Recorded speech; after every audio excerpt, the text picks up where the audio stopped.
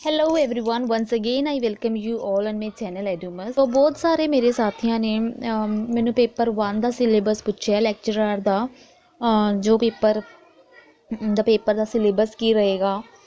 सो पहला भी मैं थानू वीडियोज़ दे विच दस चुकी हाँ एप्टीट्यूड टैसट का की सिलेबस रहेगा, बट फिर भी जिन्होंने क्लीयर नहीं हो पाया, जिन्होंने डाउट है, उन्होंने दे लई मैं फिर वीडियो अपलोड करन जा रही हाँ कि एप्टीट्यूड टैसट का पेपर देखो सिलेबस का तो तुसी करना ही करना है, बट जिहड़ा मेन कॉम्पीटिशन रहेगा वो एप्टीट्यूड टैसट का ही रहेगा।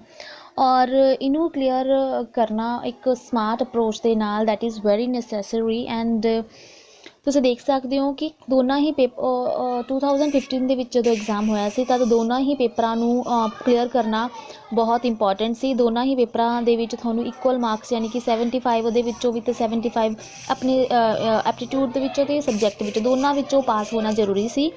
सो किस तरह सीगा 150 मार्क्स का सीगा पेपर तो 2.5 आवर्स का टाइम सी। और सारे ही सैक्शन तुसी देख सकते हो कि 30 मार्क्स से सीगे कि इंग्लिश भी 30 मार्क्स की रहेगी, पंजाबी, टीचिंग, करंट अफेयर और जनरल नॉलेज का भी 30 रहेगा और मैंटल एप्टीट्यूड का भी 30 है। सो इक्वली वेटेज है। और आप इदा नहीं कर सकते कि किसी को ज़्यादा पढ़ लीए किसी को ना पढ़ीए। सो सारे की इक्वल वेटेज है।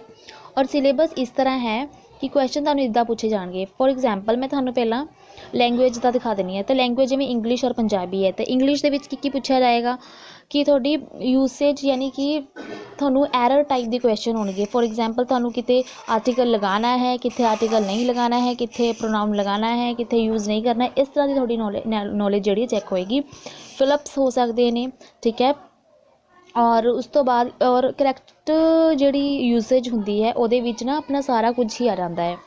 मतलब वो ग्रामर की हर नॉलेज चैक हो सकती है। Each part of speech, each figure, इधर it will be figure of speech, जो भी है थोड़ा ना वॉइस, जो भी ग्रामर का पोर्शन आता सारा कुछ वो इंक्लूड हो जाता है। सो एरर रिकॉग्नाइजेशन के सारा ही ग्रामर जी है वो कंप्लीटली आती है। नैक्सट फिलिंग दी ब्लैंक्स के भी इदा ही रहता, सारी ग्रामर इंक्लूड होंगी है। फॉर एग्जाम्पल इन्होंने दसा भी है जिमें कि वर्ब हो गए, प्रैपोजिशन हो गए, आर्टिकल हो गए। ये सिर्फ एग्जाम्पल है, तुसी बहुत कुछ करके जाना होंदा है, ठीक है। स्पैलिंग के भी थोड़े उही चैक होएगी कि स्पैल यानी कि थोड़ी वर्ड्स जिमें कि कोई गलत लिख देंगे 3 वर्ड्स, एक वर्ड तुसी सही वाला जोड़े स्पैलिंग होंगे चूज़ करने होंगे। वोकैबलरी थोड़ी इदा ही चैक हो सकती है कि कित्थे केड़ा वर्ड सूटेबल है। लाइक इडियम्स पूछ सकते हैं, है ना। पंजाबी विच जिमें कि एप्पल ऑफ आई, इहदा मतलब दसो, ठीक है। 4 ऑप्शन दे देंगे, इस तरह के क्वेश्चन होंगे। और सेंटेंस स्ट्रक्चर वही है कि स्ट्रक्चर जिमें कि एक सेंटेंस देता उन्होंने, उन्होंने की किया कि स्ट्रक्चर थोड़ा उल्टा पुल्टा करता। फॉर एग्जाम्पल वर्ब अगे लानी सी, वर्ब पिछे लानी है, प्रोनाउन कित्थे लगना चाहिए है, कित्थे नहीं लगना चाहिए, ये सारी तुसी उत्थे देखना है। या फिर इदा भी हो सकता है कि 4 सेंटेंस तोड़ तोड़ के देते, तुसी उन्होंने सही अरेंज करना है। एक PQRS टाइप क्वेश्चन होंगे ने उस तरह। सिनोनियम्स हो गए थोड़े, सिनोनियम्स थोड़ा पता नहीं एक वर्ड के कितना मीनिंग होता है। एंटोनियम पता होना चाहिए। सेंटेंस कंप्लीशन होगी, फ्रेजिज एंड इडियम्स हो ही मैं तुहानूं दस चुकी हाँ। ये सब रहेगा इंग्लिश के। हुण पंजाबी दे विच की रहेगा, इन्होंने ना पंजाबी दे विच भी सेम ही लिखा है, बट तुहानूं इत्थे ये समझना है कि पंजाबी विच तां आर्टिकल नहीं होंदे, पर की हुंदा है तुसीं इहदे विच नाव, पड़नाव, समानार्थी, विरोधी शब्द और इडियम जोड़े मुहावरे, अखाना होंदियां ने। और तुहानूं फिल्म्स करके तुहानूं मैं पेपर भी सॉल्व करवाया है, तुसीं उस वीडियो नूं भी देख सकते हो कि किस तरह के क्वेश्चन आए सीगे। But level of course tough रहेगा, तुसीं देखना है। और बच्चे बहुत अवेयर हो गए ने। So current affair, mental aptitude which current affair तुसीं डेली बेसिस पे करो, ठीक है। लास्ट 6 मंथ की तुसीं करके जाओगे, जनरल नॉलेज करके जाओगे, ठीक है। और टीचिंग दे विच देखो, टीचिंग दे विच सारा कुछ जिमें कि मैं तुहानूं पहला भी दस्सिया सी, टीचिंग दे विच की हुंदा है कि साडी सारी जिहड़ी भी थ्योरीज दे के गए ने। फॉर एग्जाम्पल पियाजे ने दी है, वाइगोस्की ने दी है। मैं कोशिश करूँगी तुहानूं टीचिंग दा करवाउण दी। सो मोस्ट प्रोबेबली मैं नैक्सट मंथ तो स्टार्ट भी कर सकती हाँ, ठीक है। सो जो भी अनाउंस होगा वो तुसी टेंशन वैसे ना भी लो, क्योंकि वो बहुत सारे सोर्सिस अवेलेबल ने ऑलरेडी। और जो तुसी चाहोगे तो मैं वो टीचिंग एप्टीट्यूड दी वीडियोज़ भी बना दूँगी सारे सिलेबस की, कि थोड़ा कोई भी टॉपिक ना रह जाए, उसलिए मैं थोड़ी वीडियो भी बना दूँ। सारे ही वो जोड़े भी साइकोलॉजिस्ट ने जो भी कुछ किया है वो सब थानू पता होना चाहिए है।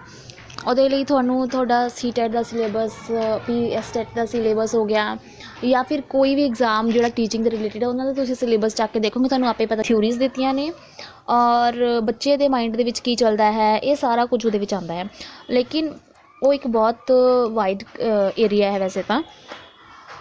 ਔਰ ਰੀਜ਼ਨਿੰਗ ਐਬਿਲਿਟੀ ਦੇ ਵਿੱਚ ਤੁਹਾਨੂੰ ਪਤਾ ਹੀ ਹੈ ਕਿ ਜਿਵੇਂ ਕਿ ਇਹਨਾਂ ਨੇ ਇੱਥੇ ਲਿਖਿਆ ਵੀ ਹੋਇਆ ਹੈ ਕਿ ਐਨਾਲੋਗਿਸ ਕੀ ਹੁੰਦਾ ਹੈ ਕਿ ਜਿਵੇਂ AB ਹੈ, ਦੂਜੇ ਵਿੱਚ CD ਲਿਖਿਆ ਹੈ, ਤੀਜੇ ਵਿੱਚ ਕੀ ਆਏਗਾ, ਇਸ ਤਰ੍ਹਾਂ ਦੇ ਕੁਐਸਚਨ ਜਿਹੜੇ ਹੁੰਦੇ ਨੇ ਨਾ, ਤੁਸੀਂ ਮਾਈਟ ਵੀ ਦੇਖੇ ਵੀ ਹੋਣਗੇ ਕਿ ਫੋਰ ਐਗਜ਼ਾਮਪਲ ABC ਲਿਖਿਆ ਹੈ ਤਾਂ ਇੱਧਰ ਕੀ ਆਏਗਾ। ਜਾਂ ਫਿਰ ਰੇਨ ਹੁੰਦੀ ਹੈ ਔਰ ਜਿਵੇਂ ਕਿ ਰੇਨ ਦਾ ਸੰਬੰਧ ਸਪੋਜ਼ ਕਰ ਲੈਂਦੇ ਹਾਂ ਕਿ ਕਲਾਊਡ ਦੇ ਨਾਲ ਹੈ ਤਾਂ ਦੱਸੋ ਇਹਦਾ ਸੰਬੰਧ ਇਹਦੇ ਨਾਲ ਕੀ ਹੋਏਗਾ। ਇਸ ਤਰ੍ਹਾਂ ਦੇ ਕੁਐਸਚਨ ਜਿਹੜੇ ਹੁੰਦੇ ਨੇ ਨਾ, ਉਸ ਤਰ੍ਹਾਂ ਵਾਲੇ ਕੁਐਸਚਨ ਅਸਰਸ਼ਨ ਜਿਹੜੀ ਕਰਨੀ ਹੁੰਦੀ ਤੁਹਾਨੂੰ।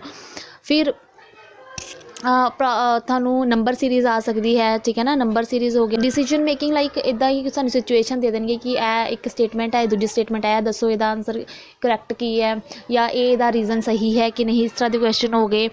ਹੋਰ ਬਾਕੀ ਤੁਸੀਂ ਪ੍ਰੀਵੀਅਸ ਈਅਰ ਕੁਐਸਚਨ ਵੀ ਚੈੱਕ ਕਰਨਾ, ਜਿਹੜੇ ਮੈਂ ਜਿਹੜੀਆਂ ਵੀ 2-4 ਵੀਡੀਓ ਮੈਂ ਬਣਾਈਆਂ ਹੋਈਆਂ ਨੇ ਤੁਸੀਂ ਦੇਖ ਸਕਦੇ ਹੋ, ਠੀਕ ਹੈ, ਉਹ ਦੇਖ ਲਿਓ, ਤੁਹਾਨੂੰ ਆਈਡੀਆ ਹੋ ਜਾਏਗਾ। ਬਾਕੀ ਹੋਰ ਡਿਕੋਡਿੰਗ ਹੋਏਗੀ, ਨੰਬਰ ਸੀਰੀਜ਼, ਕਲਾਸੀਫਿਕੇਸ਼ਨ ਹੋਏਗੀ ਕਿ ਉਹੀ ਨਾ ਦੱਸੋ ਜਿਵੇਂ ਆਪਾਂ ਕਰਦੇ ਹੁੰਦੇ ਨਾ ਕਿ ਐਪਲ ਹੈ, ਫੂਡ ਹੈ, ਫਿਰ ਉਹਦੇ ਨਾਲ ਇਹਦਾ ਇੱਦਾਂ ਕਰਕੇ ਰਿਲੇਸ਼ਨ ਜਿਹੜੇ ਹੁੰਦੇ ਨੇ, ਵਰਬਲ ਫਿਗਰ ਹੋ ਗਏ, ਉਹ ਸਭ ਆਏਗਾ। ਰਿਲੇਸ਼ਨਸ਼ਿਪ ਕਨਸੈਪਟ, ਅਰਥਮੈਟਿਕ ਰੀਜ਼ਨਿੰਗ ਦੇ ਵਿੱਚ ਤੁਹਾਡਾ ਉਹੀ ਐਵਰੇਜ, ਪ੍ਰੋਫਿਟ ਲੋਸ, ਇਸ ਤਰ੍ਹਾਂ ਦੇ ਕੁਐਸਚਨ ਹੋ ਗਏ। ਔਰ ਵਿਜ਼ੂਅਲ ਮੈਮਰੀ, ਜਿਵੇਂ ਪਿਕਚਰ ਬਣੀ ਹੁੰਦੀ ਹੈ ਤੁਸੀਂ ਉਹਨੂੰ ਕੰਪਲੀਟ ਕਰਨਾ ਹੁੰਦਾ ਪਿਕਚਰਸ ਨੂੰ, ਉਸ ਤਰ੍ਹਾਂ ਦੇ ਕੁਐਸਚਨ ਹੋ ਗਏ। ਔਰ ਸੋ ਇਸ ਤਰ੍ਹਾਂ ਦੇ ਕੁਐਸਚਨ ਆਉਣਗੇ। ਉਸ ਤੋਂ ਬਾਅਦ ਕਰੰਟ ਅਫੇਅਰ ਦੇ ਵਿੱਚ ਤੁਹਾਨੂੰ ਇਨਵਾਇਰਮੈਂਟ ਦੇ ਰਿਲੇਟਿਡ ਹੋ ਗਏ ਕੁਐਸਚਨ, ਐਵਰੀਡੇ ਸਾਇੰਸ ਦੇ ਬਾਰੇ, ਸਾਇੰਟਿਫਿਕ ਕੋਈ ਰਿਸਰਚ ਹੋ ਰਹੀ ਹੈ, ਕੋਈ ਸਪੋਰਟ ਹੋ ਰਿਹਾ ਹੈ, ਕੋਈ ਕਲਚਰ ਇੰਡੀਆ ਦਾ, ਕੋਈ ਜਿਵੇਂ ਇੰਡੀਆ ਦੇ ਵਿੱਚ ਕਿਹੜਾ ਪਰਟੀਕੂਲਰ ਫੈਸਟੀਵਲ ਕਿੱਥੇ ਮਨਾਇਆ ਜਾਂਦਾ, ਇਸ ਤਰ੍ਹਾਂ ਦੇ ਕੁਐਸਚਨ ਹੋ ਗਏ। ਇੰਡੀਆ ਦੀ ਹਿਸਟਰੀ ਹੋ ਗਈ, ਤੁਹਾਨੂੰ ਪੰਜਾਬ ਦੀ ਔਰ ਇੰਡੀਆ ਦੀ ਹਿਸਟਰੀ ਪਤਾ ਹੋਣੀ ਚਾਹੀਦੀ ਹੈ, ਕਿੱਥੇ ਕੀ ਹੋਇਆ, ਕਿ ਸਿੰਧੂ ਨਦੀ ਕਦੋਂ ਉਤਪੰਨ ਹੋਈ, ਇਸ ਤਰ੍ਹਾਂ ਦੇ ਕੁਐਸਚਨ ਹੋ ਗਏ। ਇੰਡੀਅਨ ਜਿਓਗ੍ਰਾਫੀ ਦਾ ਤੁਹਾਨੂੰ ਪਤਾ ਹੋਣਾ ਚਾਹੀਦਾ ਕਿ ਕਿਹੜੇ ਏਰੀਆ ਨੂੰ ਮੈਨਚੈਸਟਰ ਆਫ ਇੰਡੀਆ ਕਿਹਾ ਜਾਂਦਾ ਹੈ ਜਾਂ ਪੰਜਾਬ ਨੂੰ ਕੀ ਕਿਹਾ ਜਾਂਦਾ ਹੈ, ਇਸ ਤਰ੍ਹਾਂ ਦੇ ਕੁਐਸਚਨ ਹੋ ਗਏ। ਇਕਨੋਮਿਕਸ ਦੇ ਵਿੱਚ ਕਿੰਨੇ ਅਪ ਡਾਊਨ ਚੱਲ ਰਹੇ ਨੇ, ਰਿਜ਼ਰਵ ਬੈਂਕ ਨੂੰ ਦੇ ਅਕੋਰਡਿੰਗ ਇਸ ਸਾਲ ਦੀ ਇਕਨੋਮਿਕਸ ਕੀ ਰਹੇਗੀ, ਇਕਨੋਮੀ ਕਿੱਥੇ ਡਾਊਨ ਜਾ ਰਹੀ ਹੈ, ਰਾਈਜ਼ ਜਾ ਰਹੀ, ਜੋ ਵੀ ਹੋ ਰਿਹਾ ਉਹ ਤੁਹਾਨੂੰ ਪਤਾ ਨਹੀਂ। ਇੰਡੀਅਨ ਦੀ ਪੋਲਿਟੀ ਬਾਰੇ ਪਤਾ ਹੋਣਾ ਚਾਹੀਦਾ ਸਾਰਾ ਕੁਝ, ਲੋਕ ਸਭਾ, ਵਿਧਾਨ ਸਭਾ ਜੋ ਵੀ ਹੈ ਸਾਰਾ ਕੁਝ ਪਤਾ ਹੋਣਾ ਚਾਹੀਦਾ। ਇੰਡੀਆ ਦੀ ਸੀਟਾਂ, ਪੰਜਾਬ ਦੀਆਂ ਸੀਟਾਂ ਕਿੰਨੀਆਂ ਨੇ, ਉੱਤਰ ਪ੍ਰਦੇਸ਼ ਦੀਆਂ ਸੀਟਾਂ ਕਿੰਨੀਆਂ ਨੇ, ਇਸ ਤਰ੍ਹਾਂ ਦੇ ਕੁਐਸਚਨ ਹੋ ਗਏ। ਇੰਡੀਅਨ ਕੌਂਸਟੀਟਿਊਸ਼ਨ ਬਾਰੇ ਤੁਹਾਨੂੰ ਕਦੋਂ ਆਪਣਾ ਸੰਵਿਧਾਨ ਬਣਿਆ, ਕਿੰਨੇ ਮੈਂਬਰ ਸੀ, ਕੌਣ ਉਹਦਾ ਪ੍ਰਧਾਨ ਸੀ, ਇਸ ਤਰ੍ਹਾਂ ਦੇ ਕੁਐਸਚਨ ਤੁਹਾਨੂੰ ਪਤਾ ਹੋਣੇ ਚਾਹੀਦੇ ਨੇ। And obviously last not the least, current affair, you have to be in touch with the current affairs very seriously on the daily basis so that you can know कि ਸਾਡੇ ਡੇਲੀ ਬੇਸਿਸ ਦੇ ਉੱਤੇ ਕੀ ਚੱਲ ਰਿਹਾ ਹੈ, ਸਾਰਾ ਕੁਝ ਤੁਹਾਨੂੰ ਪਤਾ ਹੋਣਾ ਚਾਹੀਦਾ ਹੈ, ਠੀਕ ਹੈ ਨਾ। ਇਸ ਤਰ੍ਹਾਂ ਸਿਲੇਬਸ ਰਹੇਗਾ। ਔਰ ਜੇ ਮੇਰੇ ਤੋਂ ਹੋਏਗਾ ਆਫਕੋਰਸ ਮੈਂ ਤੁਹਾਡੀ ਜ਼ਰੂਰ ਹੈਲਪ ਕਰੂੰਗੀ ਸਿਲੇਬਸ ਕੰਟੈਂਟ ਨੂੰ ਪੂਰਾ ਕਰਵਾਉਣ ਦੇ ਵਿੱਚ, ਬਟ ਹਲੇ ਉਹ ਚਾਂਸਿਸ ਨਹੀਂ ਬਣ ਰਹੇ ਨੇ। ਮੇ ਬੀ ਜਦੋਂ ਵੀ ਬਣਨਗੇ ਮੈਂ ਤੁਹਾਨੂੰ ਜ਼ਰੂਰ ਦੱਸੂੰਗੀ, ਠੀਕ ਹੈ ਨਾ। Thank you everyone. ਔਰ ਇਹੀ ਸੀਗਾ ਐਪਟੀਟਿਊਡ ਦਾ ਪੇਪਰ। ਇਸੇ ਬੇਸ ਨੂੰ ਲੈ ਕੇ ਤੁਸੀਂ, ਮੈਂ ਇਹ ਨਹੀਂ ਕਹਿੰਦੀ ਕਿ ਇਹ ਸਿਰਫ ਇਹ ਐਗਜ਼ਾਮ, ਕੋਈ ਵੀ ਐਗਜ਼ਾਮ ਹੋਵੇ ਇਹਨਾਂ ਹੀ ਬੇਸਿਸ ਦੇ ਉੱਤੇ ਉਹ ਐਗਜ਼ਾਮ ਲਿਆ ਜਾਂਦਾ ਹੈ। ਸੋ ਇਹਦੀ ਤਿਆਰੀ ਕਰਦੇ ਹੋ ਤਾਂ ਤੁਸੀਂ ਕਿਸੇ ਵੀ ਹੋਰ ਐਗਜ਼ਾਮ ਨੂੰ ਦੇਣ ਲਈ ਮੇਰੇ ਖਿਆਲ ਤੱਕ 50% ਤਿਆਰ ਹੋ ਜਾਂਦੇ ਹੋ, ਠੀਕ ਹੈ ਨਾ। Thank you everyone.